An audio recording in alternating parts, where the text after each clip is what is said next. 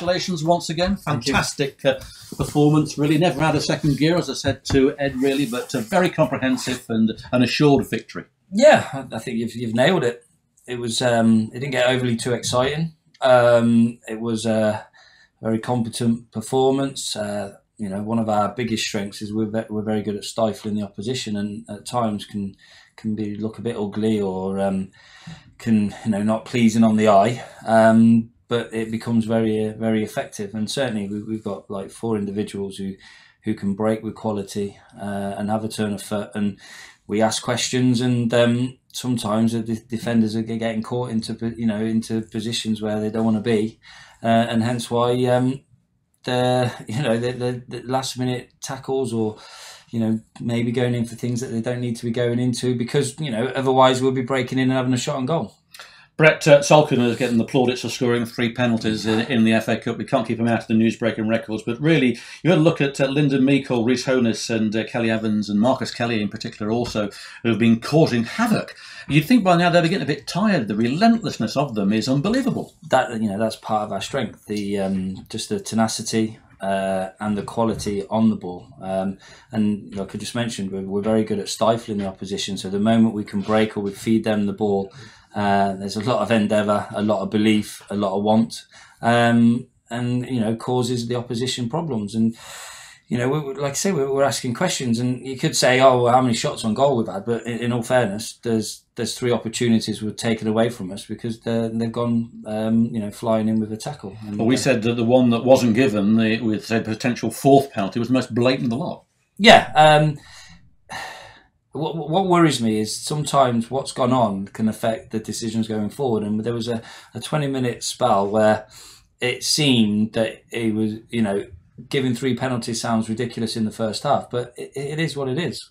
Make the decision from what you're seeing, not because you've already give 2. If we win 7-0 and it was 7 penalties, that's what it is. Yeah. If they are penalties, then give them. They just seem to be it's like they have to prove they're being neutral, and they are being neutral. They're just making the right decision. And the one he didn't give, probably should have been given. I thought he made a great decision in terms of Lyndon. Lyndon's tried to stay up, tried to keep his feet, and it was an obvious foul. And it's very rare you see a player with trying to stay up and get rewarded. And I think credit to the ref for making that decision. He might have tried to give advantage, and then. Once again, you're just breaking through, and the lads we're talking about are very good at so close control, and sometimes it just looks like it's a little bit out of control, and defenders just are getting lured into just getting a little toe poke and putting it away for a corner, or just because they're coming through on goal and having a shot against the keeper, and it's hard. You can't defend pace. It's very difficult. On Tuesday, you gave young Borg a chance, but he scored a goal for you at Banbury. He got one today. He looks a very good player, doesn't he? Well, we had a little joke in terms of we're talking about them 4 there with pace. Well, he's quicker than all of them. He is, yeah. We were going through a bit of a Matty situation again, where we're educating him. It's a big step from academy football to non-league, and then to go onto league football. There's areas that he's got to learn, but if he wants to be a striker, he's got to get himself in areas to score goals, and he did that on Tuesday from a fantastic ball. I think it was from Rico or Ben, and he's done that today. He's got himself in a good area, good drilled ball in. He's lost his marker, and everything against his strengths in terms of he's on there for his pace and turn of foot and getting past people. He's got himself in and got a striker's goal. And the fact if he can use his strengths to get himself into them areas a lot more, then he'll have a lot more joy. Big boys are in the competition on Monday. It's on TalkSport, I think, live, so we can find out who we're going to get pretty easily. Last time was a bit of a disaster, wasn't it? Half an hour messing around with whatever. But I know it's a cliche. Anybody you fancy, or would you prefer a conference side? It's 3 years on the bounce now. We've done it, haven't we? We've got to this round. So you don't know. We'll be at home. If we lose the fixture, don't we, at home against Redditch anyway, another home fixture goes. But, so be at home, and anyone that we can compete against to give us that opportunity of first round. I think there's some big boys in there and there's some big clubs, but I think with the lads we've got, if we can just play against a side that gives us a chance at home, then then we'll see what the first round comes. But it's going to be a hell of a challenge on that day anyway. So close last year.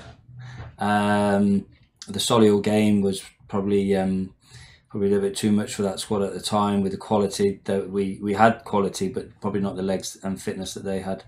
Last year we should have got through really. Over the 2 games, you consider we missed the last minute penalty.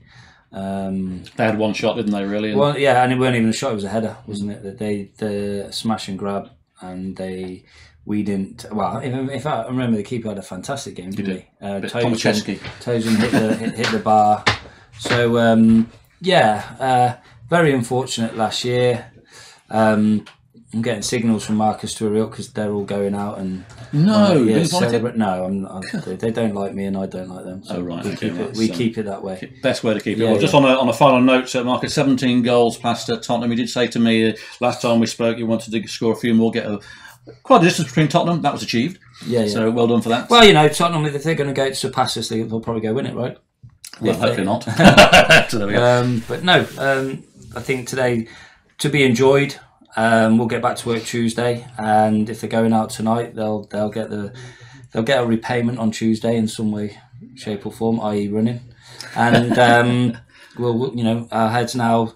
The longer you're in cup football, then it makes the league games that come minimum even bigger. So massive game next week. Massive game against St. Leeds next week, where we've got to make sure whatever's going on in the cup gets parked up, and we go and perform and get a result. Well done, Marcus. Thank you much for your time. Let's bring Marcus in. Marcus in. Marcus and Marcus. It's like a law firm. Yeah, we got one in. Well, Marcus, the wife is coming in as well. I know, she's shot off. She did tell me that she was leaving at half time, to be fair, because she's got an event on tonight, as was in the programme. So she needed to shoot off to organise that and get that set up. First of all, congratulations on the win. It was an easy win, really. Marcus has given his views on it. Kettering never out of second gear, but with yourself, with Kelly Evans, with Rhys Honus and Meikle, and then Borg coming on with the pace, they couldn't handle it, could they? Yeah, as you say, we didn't play particularly well. It was quite scrappy, but we scored goals at vital times, and in the end, it was very comfortable. It was, wasn't it? And so you were listening on the radio on Monday maybe to see who we get drawn against the big boys that are in it. It'd be quite nice. Any preferences? Someone in our league, I think, just to get through the next round. We don't really particularly want a conference team. We want to get into the next round to get the league teams. Okay, the other reason why you've been brought in today is that your sister Amy is fighting for the Alzheimer's disease, etc. She's going to, wife even, is the Ain't No Mountain High Enough campaign. Talk us through it and what your beliefs are with that. Yeah, so my wife Amy's been campaigning for the Alzheimer's Society for about 4 years now.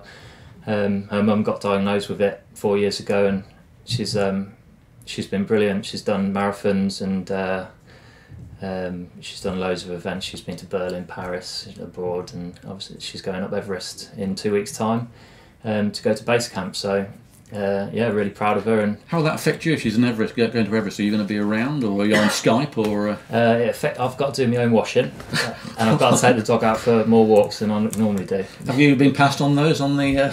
Yeah, I've got a chore list at home, so that'll be getting done. But you'll be keeping in contact, obviously, and.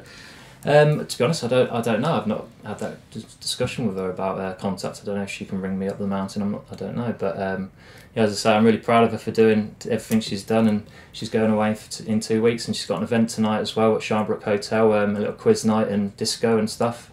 That's with your sister Sally. That's what I was going to say. Your sister is Sally, isn't it? My sister-in-law Sally. Yeah, she'll be there, and some of the family, and should be a good night. That's great that we can get involved, and great that she's involved with it as well. And let's hope that she can raise a lot of money for that fund. It's greatly needed by all of us. Believe me, my father's also has a bit of that, and I can appreciate the efforts that are going into it. Marcus, well done once again for the game. It's great to be in the 4th qualifying round. Good for you as well. Maybe a team against a conference, one of your ex-teams, maybe.